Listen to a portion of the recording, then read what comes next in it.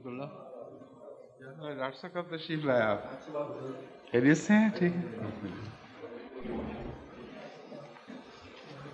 और क्या हाल है सलमा मुबारक सईद का? आई हैं? ठीक है। उनकी तबीयत कुछ ख़राब थी, पहले बता रहा था।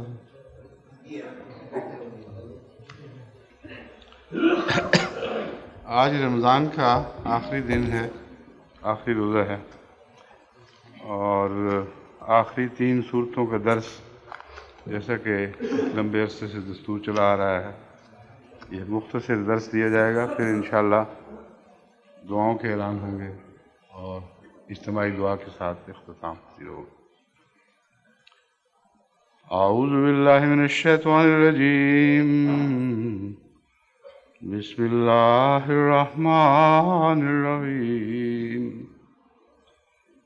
कुल हुवल्लाहु अहद, अल्लाहुस समद, लम यलिद वलम यूलद वलम यकुल लहू कुफुवन अहद। बिस्मिल्लाहिर रहमानिर रहीम।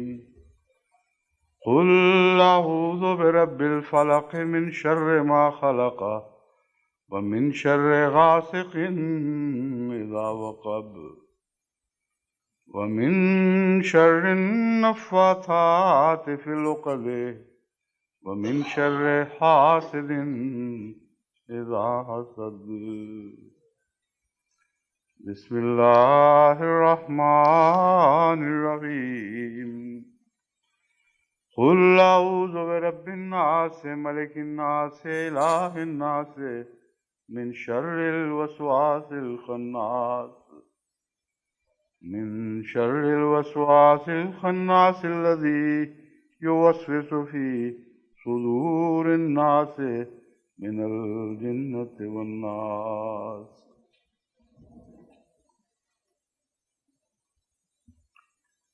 सूरह इखलास, कुल हुवल्लाहु अहद। अल इखलास एक नाम है, इसके और भी बहुत से नाम हैं। 20 नाम हैं जो हज़रत मुस्लिम मऊद रज़ियल्लाहु ताला अन्हु ने तफ़सीर कबीर में बयान फरमाए हैं, पहले जिल्द में, और उनकी मुख्तसर वजाहत भी फरमाई है कि इन नामों का इस सूरत से क्या ताल्लुक़ है। मगर आम तौर पर जो ये नाम अब शोहरत पा चुका है वो अल इखलास है या अत-तौहीद। तौहीद तो ज़ाहिर व बाहिर बात है कि तौहीद ही का मज़मून है जिसमें चल रहा है, लेकिन इखलास में तौहीद खालिस की तरफ इशारा है। असल में वो तौहीद जो हर दूसरी चीज़ से पाक है, सिवाय अल्लाह के किसी ज़ात में साबित हो ही नहीं सकती।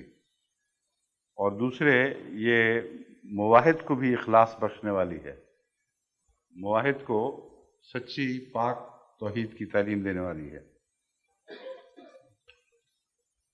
कुल हुवल्लाहु अहद, कह अल्लाह एक है।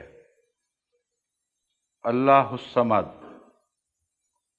अल्लाह हर दूसरे से बेनियाज है और हर दूसरी चीज़ उसकी मोहताज है और उसके बग़ैर उसकी बक़ा मुमकिन नहीं है। उसके सहारे के बग़ैर कोई चीज़ अलग कायम नहीं रह सकती।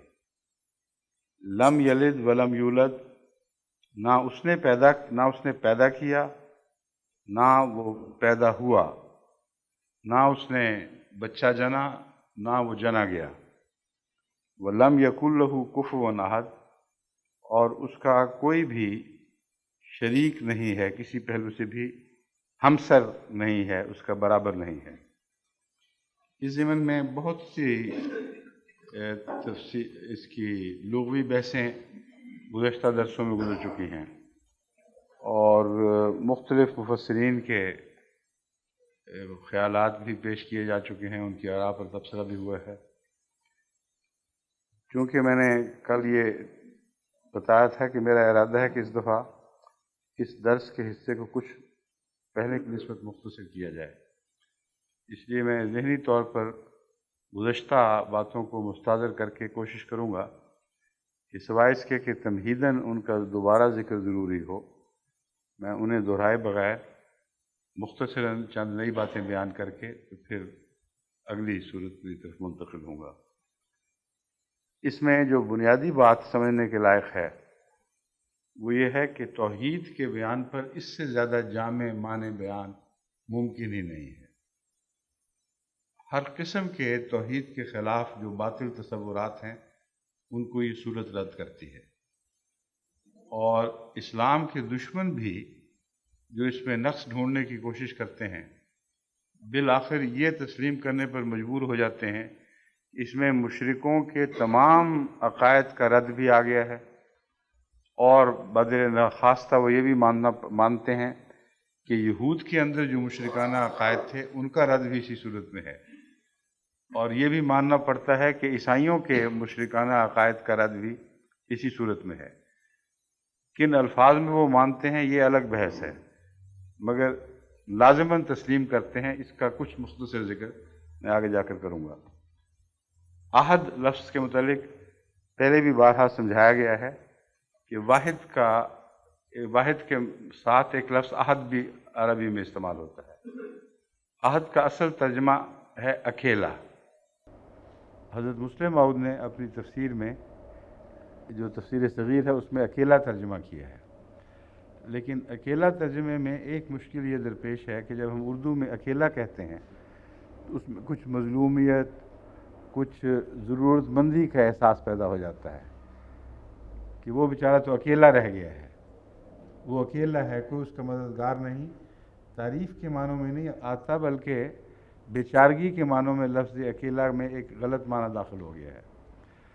اس لیے وہی ایک ہے، اس کے سوا کوئی اور نہیں، یہ زیادہ واضح بات ہے، اور میں ذاتی طور پر اسی طرف رجحان رکھتا ہوں کہ چونکہ غلط العام مضمون ایک اکیلے کا جاری ہو چکا ہے، اس لیے اس سے بچنے کی خاطر اکیلا کہنے کی بجائے اگر یہ تشریح کر دی جائے کہ وہی ایک ہے جس کے سوا کوئی اور نہیں، تو یہ ان خطرات سے پاک ہو جائے گی بات جن کا میں نے ذکر کیا ہے۔ دوسرا لفظ واحد ہے۔ واحد کہتے ہیں ایسی چیز جس کے بعد دوسری ممکن ہے۔ مثلا ایک جب کہتے ہیں تو دو اس کے بعد تصور پیدا ہوتا ہے، دو سے تین، چار، پانچ، تو یہ وہ تصور ہے جو زائد کے امکانات کھول دیتا ہے، انہیں بند نہیں کرتا۔ لیکن عہد ایک ایسا لفظ ہے جو تمام زائد کے تصورات کو باطل قرار دیتا ہے، اس طرف دھیان جانے ہی نہیں دیتا۔ عہد میں نے تنہا وہی ایک جس کے سوا کچھ بھی نہیں ہے۔ بس اس پہلو سے حضرت امام راضی نے جو بات پیش کی ہے وہ دلچسپ ہے۔ وہ کہتے ہیں واحد عہد میں آ جاتا ہے لیکن عہد واحد میں نہیں جاتا۔ اس کا کیا مطلب ہے؟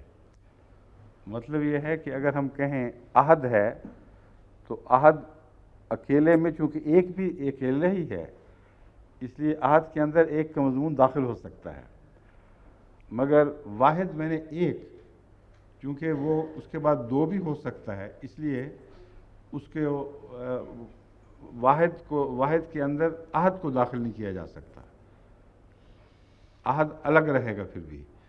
تو عہد کا برتن وسیع ہے، اس میں واحد کا مضمون داخل ہے اور داخل ہو سکتا ہے، لیکن واحد کے برتن میں عہد کا مضمون داخل نہیں ہو سکتا۔ یہ انہوں نے 3 وجوہات پیش کی ہیں یا 4 ہیں، وہ میں بعد میں اگر ضرورت پڑی تو بتاؤں گا، لیکن میں کوشش کر رہا ہوں کہ میں زبانی حوالوں سے آپ کو مختصر بات سمجھا دوں۔ تو اب سوال یہ پیدا ہوتا ہے کہ اگر خدا عہد ہے اور اس کے بعد اس کا دوسرا ممکن ہی نہیں، ان معنوں میں کہ وہ اکیلا ہے، تو پھر واحد کی کیا ضرورت ہے؟ واحد کہنے کی ضرورت کیا درپیش ہوئی؟ قرآن کریم نے دوسری جگہ مثلا قل انما انا بشر مثلکم یوحی الی انما الہکم الہ واحد فرمایا ہے، اور اس اعلان کو سورہ کہف کے اندر رکھا گیا جو خالصتاً نہیں تو کم و بیشتر عیسائیت کی ترقی، اس کے عروج کے دور اور اس کے زوال سے تعلق رکھتی ہے۔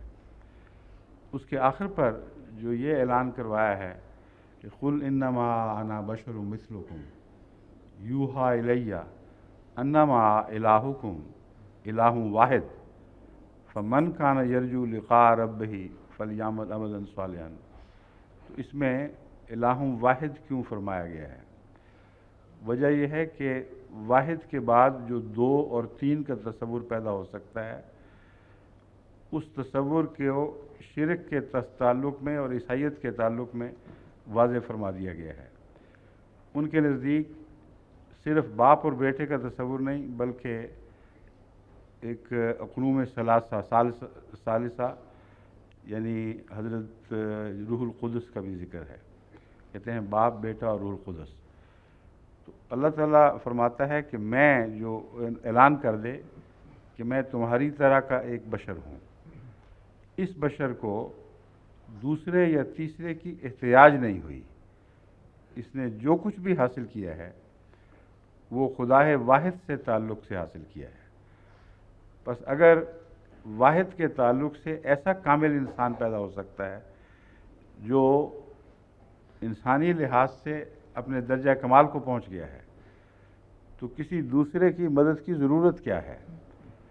ان معنوں میں واحد ہے کہ قل انما انا بشر مثلکم، تمہاری طرح کا بشر ہوں، لیکن مجھے کس چیز نے تم سے ممتاز کر دیا؟ یوحی الی، ایک بات نے ممتاز کیا ہے کہ مجھ پر وحی کی جا رہی ہے، انما الہکم الہ واحد، کہ تم سب کا ایک خدا ہے۔ واحد یہاں ان معنوں میں ہے کہ اسے دوسرے کی ضرورت نہیں، تیسرے کی ضرورت نہیں۔ تمہاری بشریت جو یکساں ساری دنیا میں ہے، ایک ہی خدا کی طرف اشارہ کر رہی ہے اور دوسرے اور تیسرے کی احتیاج سے ممتاز کرتی ہے۔ میرا تم میں سے ہونا اور اتنا ترقی کر جانا بتاتا ہے کہ بشریت یکساں ہے، مگر اس میں سے چوٹیاں نکل سکتی ہیں، اور وہ بلندیاں سوائے ایک کے کسی دوسرے اور تیسرے کی مدد کی محتاج نہیں ہیں۔ بس دوسرے اور تیسرے کا جو تصور ہے اس کی نفی کی گئی ہے ان دو مثالوں میں۔ انسان کی بشریت دوسرے کا تصور رد کر دیتی ہے اور اس کی یکسانیت اور اس کا ایک ہی طرح کی صلاحیتوں سے خدا تعالیٰ کے فضل سے فیض یاب ہونا یہ بتاتا ہے کہ ایک خدا ہے جس نے سب کو پیدا کیا ہے اور اسے دوسرے کی مدد کی ضرورت نہیں تھی۔ اس مضمون کو قرآن کریم نے دوسری جگہ کھول کر بھی بیان فرمایا ہے کہ اللہ کو کسی اور کی مدد کی ضرورت نہیں تھی۔ پھر یہ دوسرا مضمون کہ ایک جیسے ہونے کے باوجود تم میں بلند و پست ہوں گے، تم میں ترقی یافتہ انسان تمہارے اندر سے نکل کر بہت بلند مقامات تک پہنچ سکتے ہیں، اور اس دور کے لیے بھی کسی دوسرے یا تیسرے خدا کی ضرورت نہیں ہے۔ وہ اکیلا ہی کافی ہے کہ وہ تمہیں اٹھا کر ان بلندیوں تک پہنچا دے جہاں تک بشریت پہنچ سکتی ہے، اور بشریت کی آخری حد ہے، اور وہ اس میں حضرت محمد رسول اللہ صلی اللہ علیہ وآلہ وسلم سے بہتر کوئی انسان اعلان کرنے والا نہیں ہو سکتا تھا۔ تو آپ کے ذریعے یہ اعلان کروایا گیا۔ پھر ایک تیسری بات بیان فرما دی کہ آئندہ کی ترقیات کے لیے بھی وہی واحد ہوگا اور تمہیں کسی دوسرے کی احتیاج نہیں ہوگی۔ چنانچہ فرمایا قل انما انا بشر مثلکم یوحی الی انما الہکم الہ واحد فمن کان یرجو لقاء ربہ فلیعمل عملا صالحا ولا یشرک بعبادت ربہ احدا۔ بس اگر تمہارے اندر بھی تمنا پیدا ہو، تم بھی چاہو کہ تم میری طرح ترقیات کرو، تو رستہ بند نہیں ہے، لیکن رستہ یہی ہے جس پر میں چلا ہوں۔ وہ یہ رستہ یہ ہے کہ تم بھی خدا واحد کی پرستش کرو، اس میں کسی کو شریک نہ ٹھہراؤ۔ من کان یرجو لقاء ربہ فلیعمل عملا صالحا، لیکن عمل صالح ضروری ہے، محض توحید کا عقیدہ کافی نہیں۔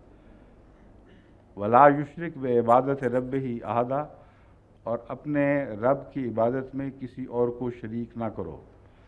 تو شریک ہونے کے امکانات موجود تھے کیونکہ لوگ کرتے تھے، اس لیے واحد کہہ کر ان تمام احتمالات کی نفی فرما دی کہ اور ضرورت ہی کوئی نہیں، یہی اکیلا کافی ہے۔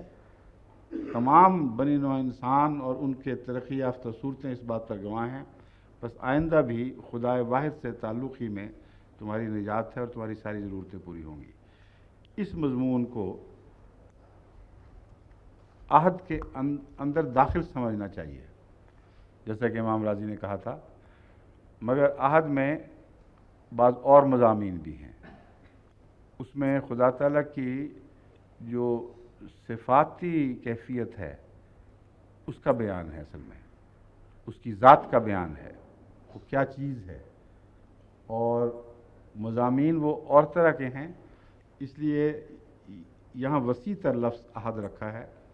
اسی لیے میں نے کہا تھا کہ توحید کے متعلق یہ جامع معنی صورت ہے، یہاں وحد کو چھوڑنا کوئی کمی پیدا نہیں کرتا، بلکہ جیسا کہ میں نے حوالہ دیا ہے، واحد عہد میں داخل ہو سکتا ہے اور اس کا مضمون اس میں شامل سمجھا جانا چاہیے۔ آگے ہے اللہ الصمد۔ ہاں، عہد کا ایک اور معنی بھی ہے جو توجہ طلب ہے کہ عہد جو ہے اس میں سپلٹ نہیں ہو سکتی۔ واحد میں اوپر کی طرف سپلٹ ہے، نیچے کی طرف نہیں۔ جب ہم واحد کہتے ہیں تو وہ آخری ایک اکائی جس سے اوپر کا تصور پیدا ہوتا ہے، نیچے کا نہیں پیدا ہوتا۔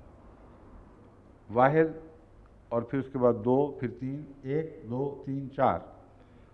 اور عہد میں یہ مضمون ہے کہ اس کے اندر سپلٹ بھی کوئی نہیں ہو سکتی، وہ ایسا اکیلا ہے کہ اس کی ذات کی شاخیں نہیں ہیں۔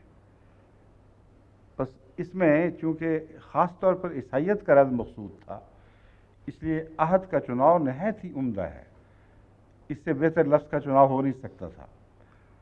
یعنی واحد بھی کہا جاتا تو بہت حد تک مضمون روشن ہوتا، مگر آج کے سوا اس بات کو کوئی اور لفظ روشن نہیں کر سکتا کہ ایسا تنہا ہے کہ اس کے اندر کوئی اور تقسیم ممکن ہی نہیں، ورنہ اسے اکیلا نہ کہہ سکتے۔ بس وہ جو کہتے ہیں کہ ایک بھی ہے اور اس کے اندر چھوٹے چھوٹے اور بھی خدا شامل ہیں، یا اس کی صفات اقنوم بن گئی ہیں، پرسنز بن گئی ہیں، ان سب کا رد ہے۔ پھر فرمایا اللہ الصمد، کہ اللہ صمد ہے۔ صمد، جیسا کہ میں پہلے بھی بارہا بیان کر چکا ہوں، اس چٹان کو کہتے ہیں صمد، یعنی میم کی جزم کے ساتھ، جو اگر سب کچھ بھی ڈوب جائے تو ایک چٹان تنہا بلند و بالا مستحکم طور پر کھڑی رہتی ہے، اور جانور، پرندے، چرندے سب وہاں پناہ ڈھونڈ لیتے ہیں۔ جو اس کی پناہ میں نہ آئیں وہ خطرات سے بچ نہیں سکتے۔ تو یہی مفہوم جو ہے صمد لفظ میں مختلف صورتوں میں پایا جاتا ہے۔ مختلف مفسرین نے اور اہل لغت نے جو صمد کے معنی بیان کیے ہیں ان میں موٹے موٹے معنی یہ ہیں: سردار جو سب سے بلند تر، جس طرح وہ چٹان سب سے چیزوں سے بلند تر ہوتی ہے جو غرق نہیں ہو سکتی، ایسا شخص جس سے مانگا جائے، ضرورت کے وقت جس کے پاس جایا جائے، لیکن وہ کسی کے پاس نہ جائے اور اسے کوئی ضرورت نہ ہو کہ کسی اور سے کچھ طلب کرے۔ وہ شخص جس کی ذات کے ساتھ وابستگی سے ہی کسی دوسری چیز کو ایک بقا میسر آئے، وہ تعلق ٹوٹے تو وہ قائم نہ رہ سکے۔ یعنی ایسا سہارا جیسے ڈوریوں سے لٹکے ہوئے کچھ قمقمے ہوتے ہیں، اگر وہ ڈوری کاٹ دی جائے تو گرے گا اور ٹوٹ جائے گا۔ تو صمد اس ذات کو کہتے ہیں جس کے سہارے باقی مخلوقات لٹکی ہوئی ہیں۔ یہ اس لیے ضروری تھا کہنا کہ عہد کہہ کر کلیت نفی فرما دی گئی ہے، اور کچھ ہے ہی نہیں۔ اگر ہے ہی کچھ نہیں تو پھر ہم لوگ کیا ہیں؟ یہ پری چہرہ لوگ کیسے ہیں؟ رمزہ و اشر و ادا کیا ہے؟ یہ جو خیالات اٹھتے ہیں شاعرانہ، یہ طبی بات ہے۔ اس کا جواب یہ ہے کہ اس کی ذات سے تعلق ہے تو تم ہو، اور اپنی ذات میں تم کچھ نہیں. بس وہ وقت جب کہ سب چیزیں غرق ہو جائیں اور ایک ہی رہ جائے، اس کو ان غرق ہونے والوں کی جدائی اپنی ذات کے لحاظ سے کوئی نقصان نہیں پہنچاتی. اگر سارا ماحول ارد گرد کا کلیتاً غرق ہو جائے اور وہ چٹان جس کو سمت کہا جاتا ہے اکیلی رہ جائے، تو ان کی کمی محسوس نہیں کرے گی. اگر وہ جاندار ہو اور حس رکھتی ہو تو ان کا غم تو محسوس کر سکتی ہے، کمی محسوس نہیں کر سکتی، کیونکہ ان کے ہونے نہ ہونے سے اس کے اپنے وجود کا اور اس کی قائم رہنے کا کوئی تعلق نہیں. لیکن اگر وہ نہ ہو تو یہ کچھ بھی نہ رہے گا باقی، کیونکہ ان کو اپنی ذات میں جب بھی خطرات درپیش ہوں گے یہ مٹتے چلے جائیں گے. تو اس پہلو سے بھی سمت کہنے کی ضرورت تھی، اور اس مضمون کو آگے بڑھا کر سمت کے وہ معنی پھر آ جائیں گے جس میں مطلب ہے کہ فی ذات ہی قائم ہی نہیں، وہ مٹا تو تم بھی مٹ گئے. اس ضمن میں جو میں نے ایک حضرت بزرگ صاحب صحابی تھے حضرت مسیح علیہ السلام کے، حضرت عبدالستار نام تھا ان کا، ہاں بہرحال وہ پٹھان مہاجر تھے. آپ کو یاد ہے کیوں آپ پٹھان ہیں یا پٹھان کہلاتے ہیں؟ ان کا کشف بہت ہی پیارا ہے. انہوں نے ایک دفعہ سوال کیا اللہ تعالیٰ سے کشفی حالت میں کہ کہتے ہیں تو ایک ہے، اگر ایک ہے تو میں کیا ہوں اور یہ کیا ہے اور وہ کیا ہے، اور دنیا کی جنسیں گنوانی شروع کی. گنتی تو ختم نہیں ہوتی چیزوں کی، اور پھر بھی تو کہہ رہا ہے کہ میں ایک ہوں. تو ایک پیار کا انداز تھا ان کا، لاٹ کا، جو اس رنگ میں وہ سوال کیا کرتے تھے، اور ایسا گہرا تعلق تھا اللہ تعالیٰ کو ان سے خاص سلوک کہ جو صحابہ ان کو جانتے ہیں، جن سے میں نے خود سنا ہوا ہے، یوں لگتا تھا کہ ادھر سوال کیا ادھر جواب آ گیا. حضرت مسیح موعود علیہ السلام کے غلاموں میں بھی ایسے تعلق والے اس زمانے میں موجود تھے، اور خدا کے ہر دور میں قائم رہیں، کہ جو خدا جن سے ہم کلام ہوتا تھا مگر ادنا بھی تکبر پیدا نہیں ہوا، ایک ذرہ بھی شائبہ اپنے نفسانیت کا ان کو نور کو اندھیروں میں نہیں بدل سکا. یہ ان میں سے ایک تھے.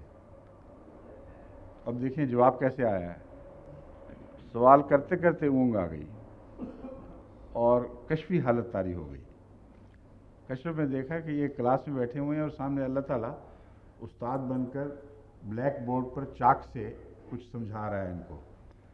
یعنی کلاس لگی ہوئی ہے، اس میں وہ بیٹھے ہوئے ہیں لیکن اکیلے ہیں کلاس میں، اور ایک خدا استاد، اور وہ ایک چاک سے لکھتا ہے ایک. کہتے ہیں بتاؤ یہ کیا ہے؟ انہوں نے کہا ایک. نیچے زیرو لکھتا ہے، یہ کیا چیز ہے؟ یہ زیرو ہے. یہ کیا ہے؟ یہ زیرو ہے. صفر صفر صفر صفر، بہت سے صفر نیچے بھر دیے.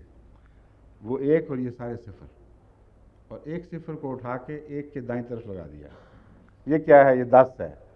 دوسرا یہ کیا ہے؟ یہ 100 ہے. یہ کیا ہے؟ یہ 1000 ہے. یہ 10,000. کہتے ہیں وہ گنتیاں ختم ہو گئی تو ایک دم ہوش آئی. تو اس وقت سمجھ آئی کہ عہد کیا چیز ہے. عہد وہ ذات ہے جس کے ساتھ لگے ہوئے ارب ارب بن سکتے ہیں، اتنے کہ کوئی شمار باقی نہ رہے، مگر لگے رہیں تو ہیں ورنہ نہیں. اس میں دوسرا مضمون یہ ہے جس کی طرف توجہ دلانی مقصود ہے کہ وہ صفر جو بائیں طرف لگیں وہ بے حقیقت ہوتے ہیں. بس اپنی سمت کا خیال رکھو کہ تم خدا کی کس سمت لگے ہوئے ہو. دائیں طرف جو صحیح مقام ہے انسان کا، بندگی کا، اگر وہاں لگے رہو گے تو نشو و نما پاؤ گے اور بڑھتے رہو گے، اور اگر غلط طرف لگو گے تو اس تمہاری کوئی بھی حیثیت نہیں. ایک سے ظاہری تعلق یا تعلق کا دعویٰ تمہارے کسی کام نہیں آئے گا. لم یلد ولم یولد، نہ اس نے کبھی پیدا کیا نہ وہ پیدا ہوا. اس میں ظاہر بات ہے کہ حضرت عیسیٰ کے خدا کے بیٹا ہونے کی نفی کی ہے، اور ایک بہت ہی مضبوط استدلال اس میں پیش فرمایا ہے. ان دونوں باتوں کا ایک گہرا تعلق ہے. مختلف مفسرین نے یہ پیش کیا ہے ایک حل، یعنی حل نہیں، اس کی توجیہ کہ یلد اور یولد دونوں اکٹھے کیوں آئے ہیں. کہتے ہیں یلد میں تو یہ مضمون ہے کہ وہ شخص جس کو بقا نہ ہو وہ آئندہ اپنے بقا کا ایک ذریعہ بناتا ہے اولاد کو. اور دراصل جو باقی رہنے کی جو اس کے اندر تمنا ہے وہی بیٹے اور اولاد پر منتج ہوتی ہے. فلسفہ اس کا یہ ہے. اور اس لیے وہ شخص جس نے مرنا ہے اس کے لیے اولاد ضروری ہے، جس نے مرنا نہیں اس کے لیے اولاد ضروری نہیں. تو اللہ تعالیٰ کی ہمیشگی کی طرف اشارہ ہے کہ وہ چونکہ ہمیشہ کے لیے ہے، اس کو بے ضرورت بچہ پیدا کرنے کی کیا ضرورت تھی. اگر تو عیسائی یہ مانے کہ اس نے مر جانا ہے پھر تو ٹھیک ہے، لیکن جب وہ خود بھی مانتے ہیں کہ اس نے مرنا نہیں تو پھر بے وجہ بچے پیدا کر کے اور مصیبت دنیا کو ڈالنے کی کیا ضرورت ہے. اکیلے ہی کافی ہے. مگر دوسری بات ہے لم یولد، کہ وہ پیدا بھی نہیں ہوا. اس کا مطلب یہ ہے کہ باپ جو ہے اس کے متعلق تو عیسائی مانتے ہیں بہرحال کہ وہ ہمیشہ سے ہے اور پیدا نہیں ہوا. یہ مضمون ان کا مسلمہ ہے. پھر اس میں نفی کس بات کی ہے، یہ ہے بحث. وہ یہ کہتے ہیں یہ بتانے کے لیے کہ خدا کا نہ انجام ہوگا موت، نہ اس کا کوئی آغاز تھا، اس لیے وہ سابقہ میں بھی ہمیشہ سے تھا اور آئندہ بھی ہمیشہ رہے گا. یہ مضمون درست ہے اور خدا تعالیٰ کی جو صفت ازلیت، اس کی ہمیشگی کی صفت ہے، اس کا مظہر ہے. مگر عیسائی حوالے میں اس میں ایک اور بات بھی ہے جو کا پیش نظر رہنی چاہیے. بہت بڑی مضبوط دلیل ہے عیسائیت کے خلاف. وہ یہ کہ اگر کوئی ذات پیدا نہیں ہوئی تو اس میں پیدا کرنے کی صفات کہاں سے آئیں؟ براہ راست بچہ جننے کی صفات. اگر وہ جنا نہیں گیا اور اس نے جن دیا تو جو جنا ہوا ہے اس سے اس کے اندرونی کردار میں نمایاں فرق پڑ گیا اور وہ ایک نہیں ہو سکتے. پھر خدا تعالیٰ اگر جنا گیا ہوتا اور پھر جنتا تو یہ کہہ سکتے تھے کہ یہ تو اس کی سرشت میں داخل ہے. جنا جانا اور جننا ایک طبعی نتیجہ ہے، لیکن یہ عقیدہ متضاد ہے کہ ایسی ذات جو خود پیدا نہیں کی گئی، پیدا نہیں ہوئی، وہ آگے پیدا کرنے لگے تو جو پھر پیدا ہوا وہ اپنے باپ سے اپنی صفات میں مختلف ہو گیا. پیدا کرنے والا اور پیدا ہونے والا دونوں کی صفات متضاد ہو گئیں، اور یہ کہنا کہ ایک ہی ہیں یہ غلط ہو گیا.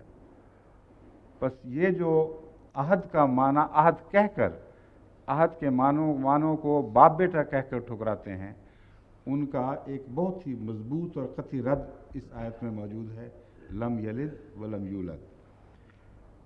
آگے ہے ولم یکن لہ کفوا احد، اور اس کا کوئی کفو بھی نہیں. اس سلسلے میں عام طور پر یہ تشریحات ملتی ہیں کہ شادی کیسے کرے، کوئی ہم کفو ہو تو شادی کرے. یہ بھی ایک بہت لطیف مضمون ہے کہ پیدا کیسے کرے، اکیلا اپنی ذات میں یا کسی کے ساتھ مل کر. اگر اکیلا ہے تو پھر وہ اے سیکشول جنریشن جس کو کہتے ہیں کہ آپ ہی آپ چیز پھٹ جائے، تو وہ اس طرح ہو سکتی ہے کہ اس کا ایک ٹکڑا الگ ہو جائے، تو نہ وہ مکمل رہا نہ وہ مکمل رہا. لیکن عیسائی یہ نہیں مانتے. وہ کہتے ہیں ایک عورت کی مدد سے اس نے بچہ پیدا کیا، اور اس عورت کا نام مریم تھا.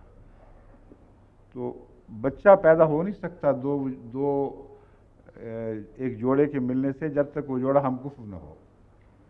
یہ ایک بنیادی اصول ہے جس کی طرف اس آیت میں اشارہ واضح طور پر، یہ نمایاں طور پر اشارہ نہیں، نمایاں طور پر پیش فرمایا گیا ہے کہ اگر وہ کفو نہیں ہے تو پھر بچہ جننے کے لیے اس کے پاس ہے ہی کچھ نہیں. اور اگر کفو مانو گے تو پھر دوسری صفات میں کہاں تک کفو مانو گے، کن کن صفات میں اس میں کفو ہے. یہ پیچیدہ مسائل پیدا ہو جاتے ہیں جس کی تفصیلی بحث کا یہاں گنجائش نہیں ہے. مگر عیسائیت کے توڑ کے طور پر یہ آیت پہلی آیتوں سے مل کر ایک بہت ہی مضبوط خلا قائم بنا دیتی ہے، جس میں عیسائی وساوس داخل ہی نہیں ہو سکتے. صرف ایک وسوسہ رہ گیا ہے، اور وہ وسوسہ ہے روح القدس کا.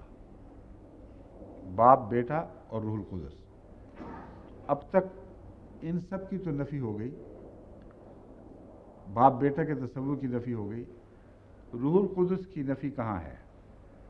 वो मेरे नज़दीक अगली आयत में है, यही कुफ वाली आयत, लम यकुल लहू कुफुवन अहद।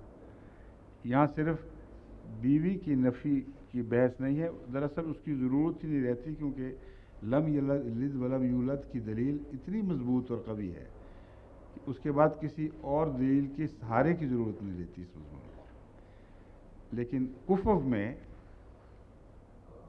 लाजिमन इसमें मेरे नज़दीक सालिस अक़नूम की नफ़ी है कि तुम कहते हो रूहुल कुदस बेटा नहीं है, पैदा नहीं हुआ, लेकिन हमेशा से साथ है। और हमेशा से साथ गलत है, क्योंकि फिर खुदा का कुफ्र मानना पड़ेगा, और खुदा ये ऐलान कर रहा है कि उसका कोई कुफ्र नहीं है।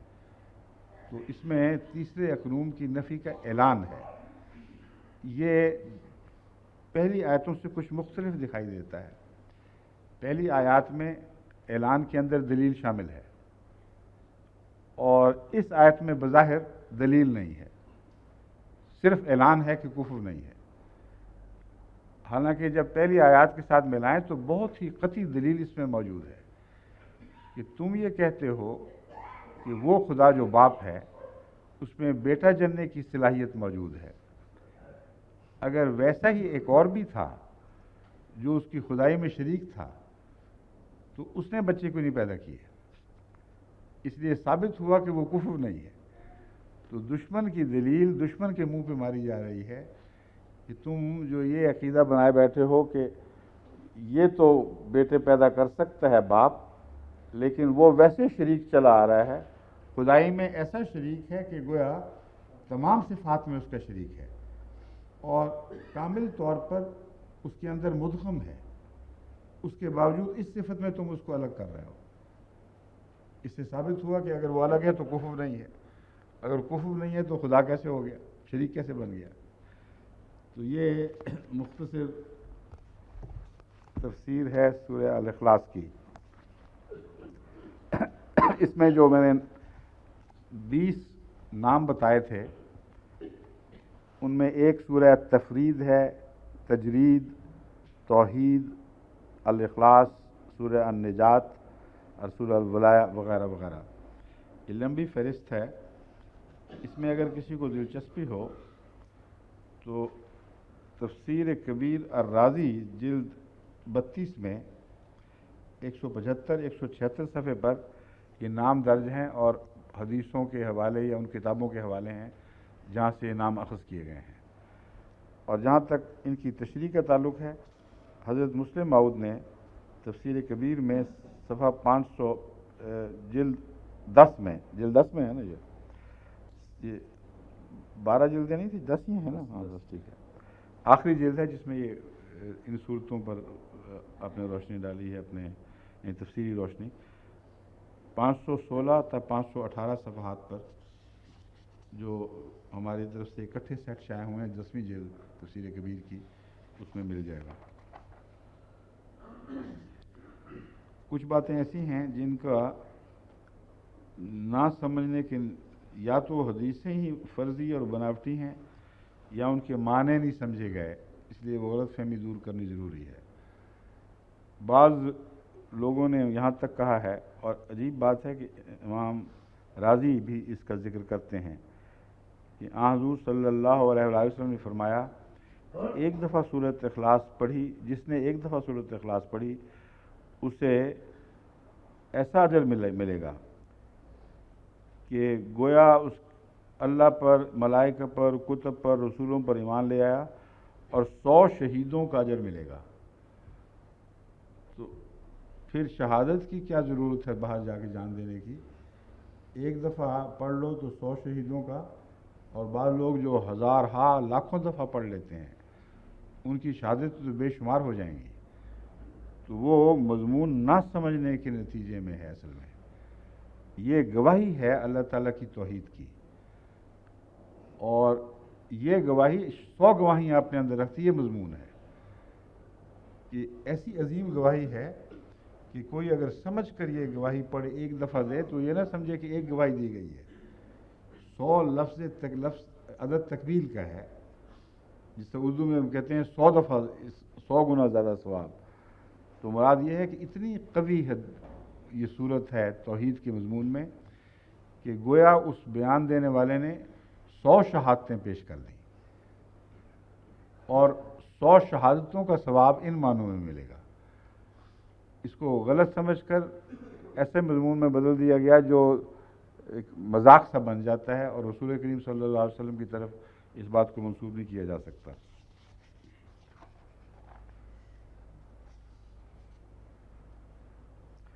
اور پھر شیعہ مفسرین نے تو اس صورت پر عجیب حاشیہ آرائیں کی ہیں اور بڑے بڑے محلات تعمیر کیے ہیں اس کے اوپر۔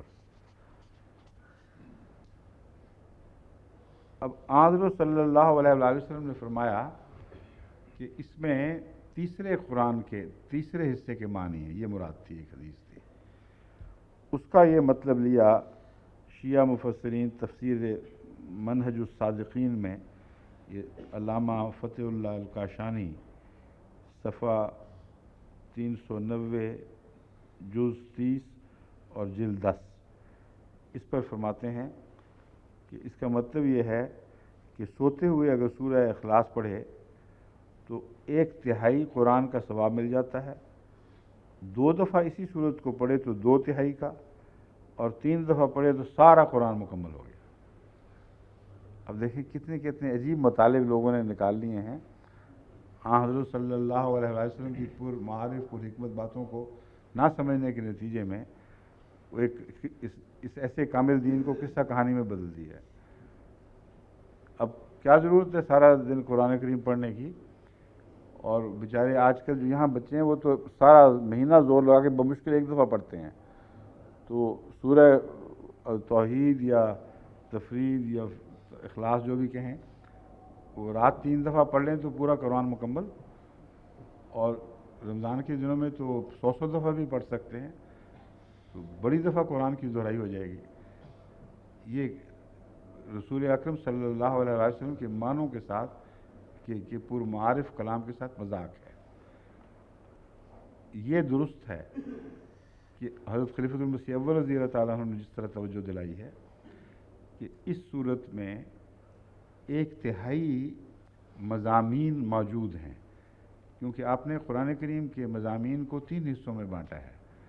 فرماتے ہیں ایک وہ مضامین ہیں جن کا اللہ کی ذات اور اس کی توحید اور اس کی صفات سے تعلق ہے، ایک حصہ وہ ہے جس کا دنیا کے معاملات سے تعلق ہے، اور ایک حصہ وہ ہے جس کا اجر و ثواب سے تعلق ہے، اس دنیا اور آخرت میں جو تمہارے اعمال ہیں ان کے کیا نتائج مترتب ہوں گے۔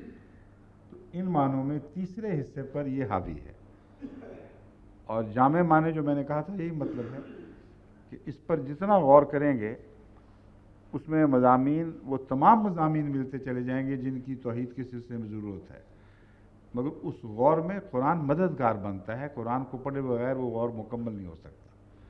اس لیے یہ مراد نہیں کہ ریپلیسمنٹ ہے اس کی، یہ ریپلیسمنٹ کا تصور بالکل باطل اور جھوٹا ہے۔ مراد یہ ہے کہ قرآن کے 1/3 حصے میں توحید کے ایسے مضامین ہیں جن کا اس صورت سے بڑا گہرا تعلق ہے، گویا صورت ان کے لیے ایک بیج کا حکم رکھتی ہے یا ماں کا حکم رکھتی ہے، اور اس کی صفات قرآن کریم کے تیسرے حصے میں تمہیں ملیں گی، اور ان کو سمجھو گے تو اس صورت کے مضامین تم پر کھولے جائیں گے۔ تو حضور صلی اللہ علیہ وسلم کی طرف جو بھی ایسی احادیث منسوب ہیں جہاں اجر و ثواب کے اچانک غیر معمولی طور پر بڑھنے کا ذکر ہے، وہاں یہ اصول یاد رکھیں کہ غلطیاں اس وجہ سے کھائی گئی ہیں، اور اصل پر حکمت کلام کن معنوں کی طرف آپ کے ذہن کو لے جانا چاہتا ہے، اگر ہم ان میں رہیں گے تو پھر اللہ تعالیٰ کے فضل کے ساتھ غیر معمولی طور پر ان روحانی علوم سے استفادہ کر سکتے ہیں۔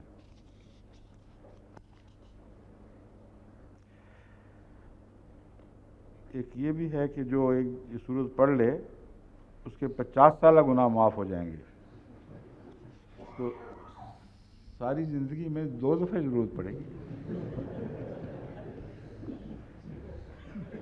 سے زیادہ تو نظر نہیں آتی. کوئی 150 سال کا ہو تو شاید 3 دفعہ ضرورت پڑ جائے.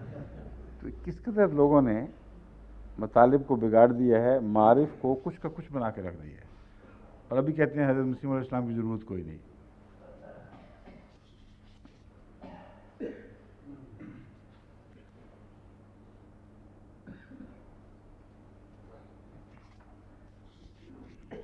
میرا خیر ہے اگلی باتیں کرتے ہیں، ورنہ آپ مجھے وارننگ نہیں دے رہے آج وقت کی.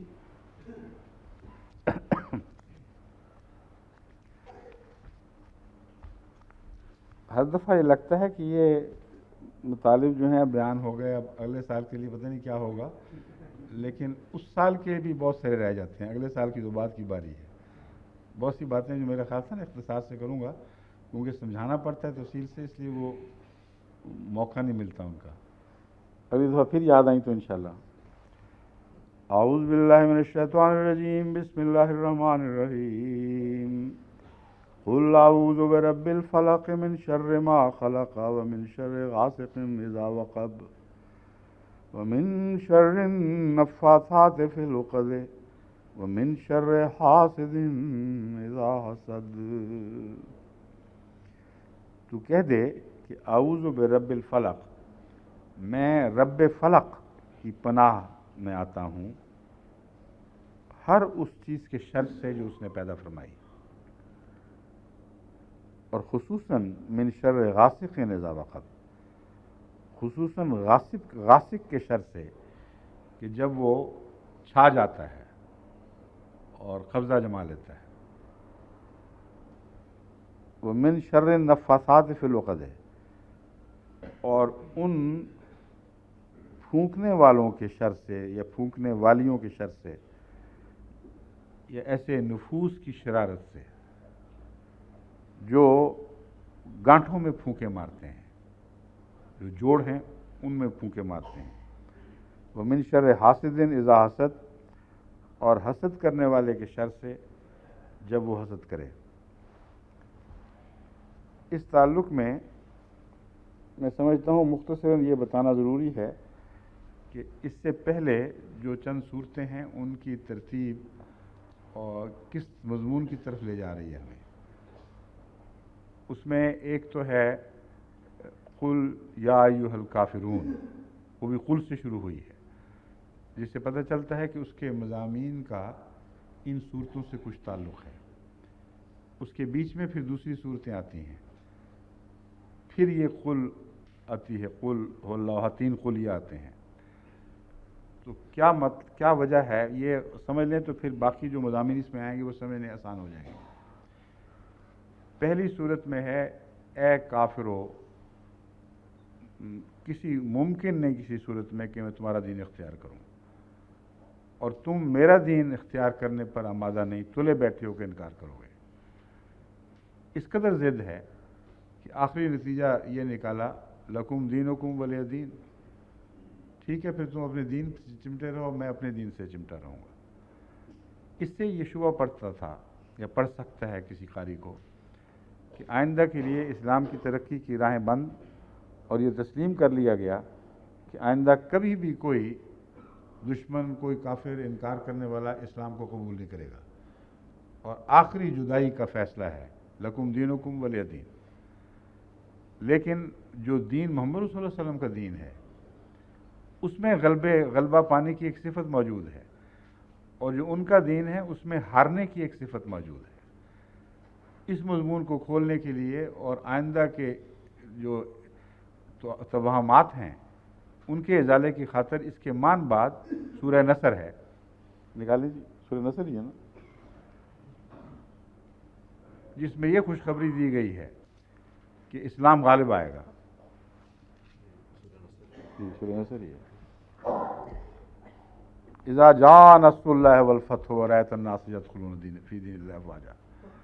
اگر وہ مضمون درست ہو جس کی طرف بعض لوگوں کا وہم منتقل ہوتا ہے، تو یہاں سورہ نصر کا کوئی موقع ہی نہیں بنتا. وہی مضمون ہے جو مراد یہ ہے کہ جو دین میرا ہے، اگرچہ تم اس کا انکار کر بیٹھے ہو اور اپنے دین سے چمٹے رہنے کا اصرار ہے، لیکن میں تمہیں بتاتا ہوں کہ میرا دین اپنے اندر ایک غلبے کی طاقت رکھتا ہے اور تمہارا دین اپنے اندر ایک ناکامی کا خمیر رکھتا ہے۔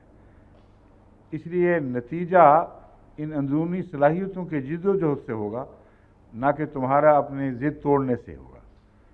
تم نہیں توڑو گے تو آئندہ لوگ پیدا ہوں گے جو لازماً میرے دین سے مغلوب ہوں گے اور اپنے تمہارے والے دین کو ترک کریں گے۔ یہ مضمون ہے اذا جاء نصر اللہ والفتح ورأیت الناس یدخلون فی دین اللہ افواجا۔ یہ کیسے ہوگا؟ اللہ کی نصرت سے ہوگا۔ فتح ملے گی مگر آسمان سے اترے گی، یہ ضدیں توڑی جائیں گی اور محمد صلی اللہ علیہ وسلم کے دین کی جو صلاحیتیں ہیں ان کو آسمانی مدد سے کے ذریعے غالب کر دیا جائے گا اور فوج در فوج لوگ داخل ہوں گے۔ اس کے بعد یہ ہے تبت یدا ابی لہب و تب۔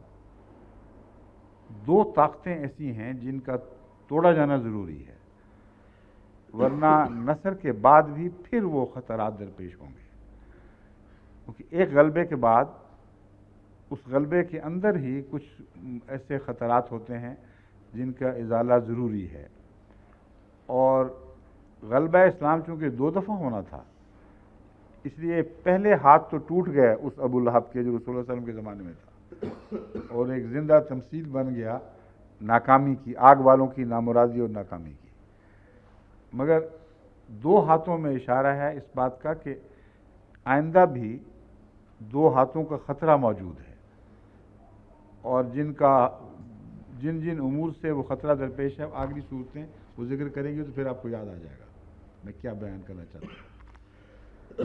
لیکن مختصراً یہ دیکھیں کہ ابو لہب کے 2 ہاتھ، آگ والے کے دونوں ہاتھ کاٹ دیے گئے یا کاٹ دیے جائیں گے، یہ دونوں باتیں ہیں۔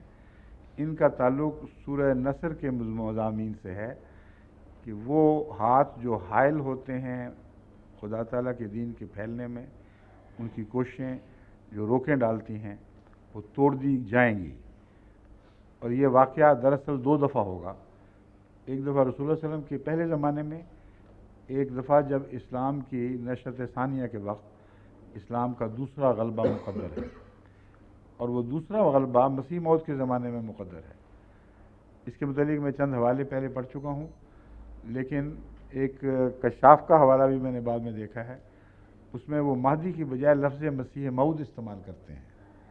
علامہ زمخشری دین کے غلبے کے جو آیت ہے اس میں اس کا ذکر کرتے ہوئے فرماتے ہیں یہ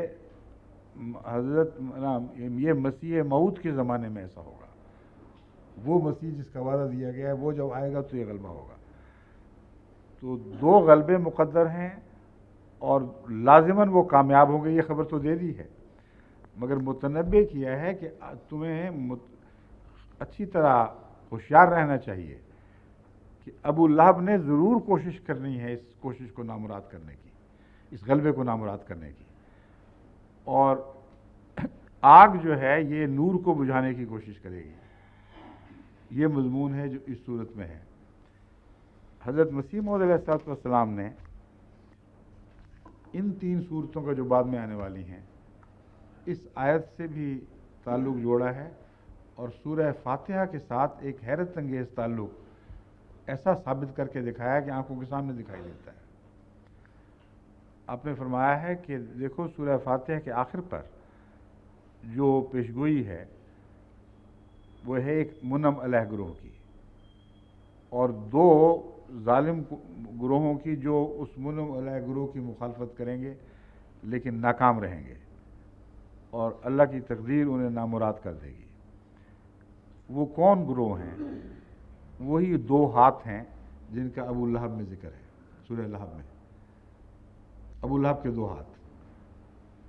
اور آخری آپ فرماتے ہیں کہ منعم کے چونکہ 2 دور ہیں، ایک اول اور آخر، اور قرآن کی دوسری آیات سے بھی ثابت ہے، اور منعم علیہ کی تشریح میں آخرین کا مضمون حل ہو جاتا ہے، کیونکہ رسول اللہ علیہ وسلم کے اولین بھی ہیں اور آخرین بھی ہیں، تو اولین منعم علیہ ہیں تو آخرین بھی منعم علیہ ہیں، کیونکہ رسول اللہ علیہ وسلم سے تعلق جوڑ کر ہی تو انعام کے وارث بنے تھے۔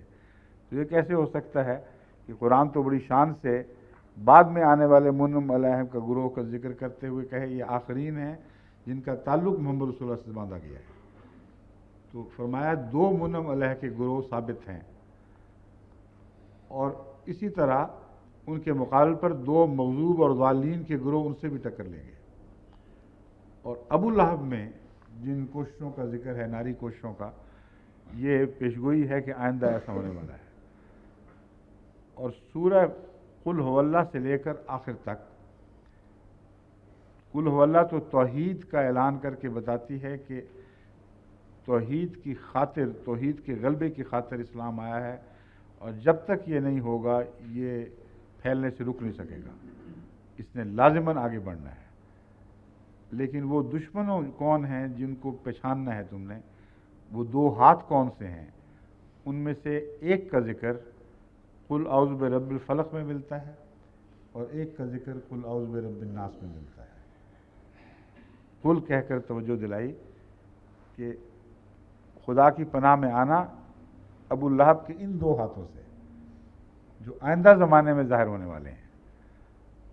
یہ ہے عمومی تفسیر حضرت اقدس مسیح موعود علیہ الصلوۃ والسلام کی، جس کو میں نے بہت مختصر بیان کیا ہے، ورنہ اصل عبارتوں میں بڑی تفصیل سے حضرت مسیح موعود علیہ الصلوۃ والسلام نے قرآن کریم اور سنت اور تاریخ سے استنباط کرتے ہوئے، اسلامی تاریخ سے ثابت کیا ہے کہ یہ وہی دور آخرین کا ہے جس میں آخری جنگ لڑی جانے والی ہے۔